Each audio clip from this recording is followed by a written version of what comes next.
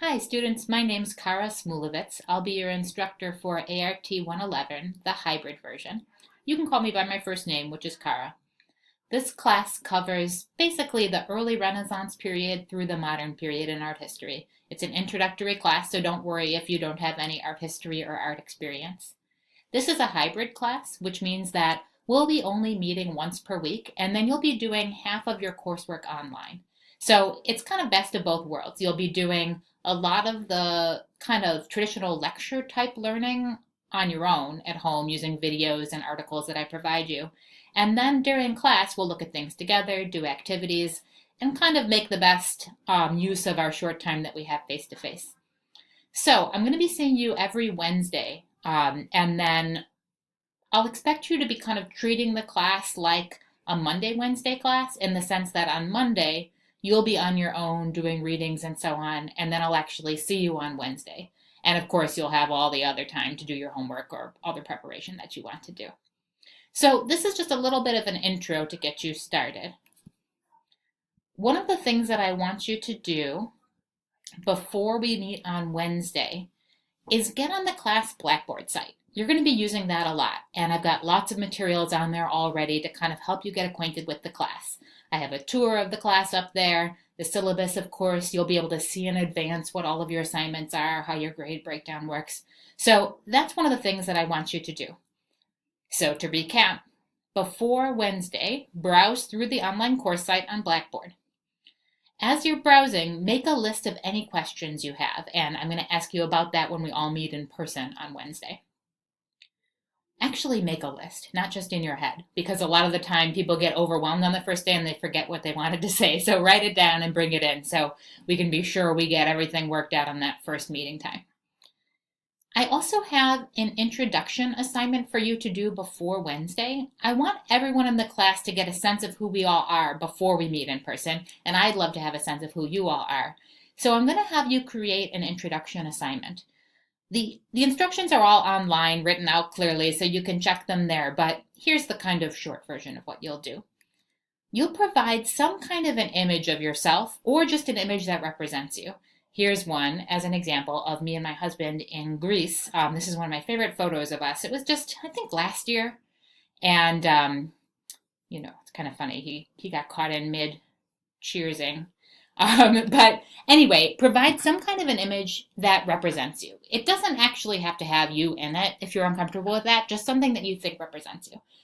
This is an art history class, so we're going to be spending tons of time looking at images and describing them and practicing all different kinds of tools for interpreting images. So what I want you to do with your image that represents you is describe it as though it's an artwork. So you'll find an image like this one, for example. You'll upload it on Blackboard, and then you'll analyze it like you're looking at a painting and talking about it. Let me give you an example. So in this photograph of me and Chris, that's his name, you can see that there's this kind of interesting way where it's almost split in half. And he's on one side and I'm on the other side. But we don't really seem separate. We're connected in this image because I'm looking at him, but also because his arm kind of leads down to this bread bowl. And then look at the bowl. It kind of connects his part of the image to my part of the image. So we're sort of linked here.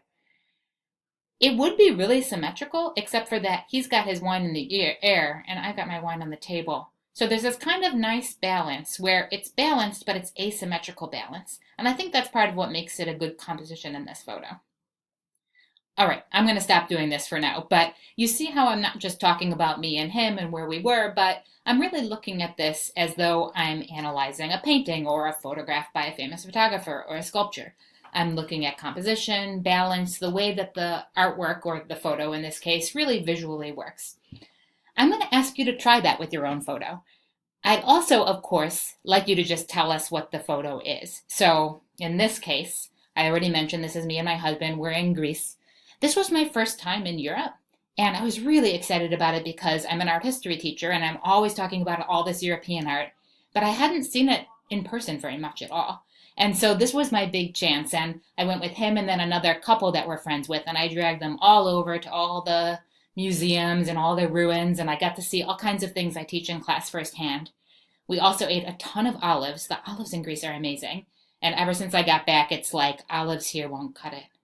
The wine was pretty good too. So anyway, as you see, I just told you a little bit about my trip, what you're seeing here, what it meant to me. I'd like you to do that too. So to kind of recap, what you're going to be doing is including a photograph that represents you. It does not need to actually include your image if you don't want that. So it could just be of something that represents you that doesn't include your face. And then you'll practice visual analysis by describing your photograph as if it is an artwork. Mention balance, composition, color, and so on. Also, tell us about yourself and what the image represents about you. So this is sort of a sneaky way for me to get to know who you are, but also make you practice visual analysis right away on the first day. If you go on Blackboard, you'll see the instructions for this all written out and exactly where to post it. And I've also got an example posted so you can kind of see right where you're supposed to do it. So go to the class Blackboard site to get started with the class and with this introduction assignment. Be sure to have it done before we actually see one another on Wednesday. And also, if you have any confusion or difficulties, be sure to email me. I'm going to post my email address right under this video, and I'm very accessible by email. I usually get back right away. So make sure to do that if you're confused at all. I'm looking forward to seeing all of you guys in person on Wednesday and meeting you before that online. Okay, thanks so much.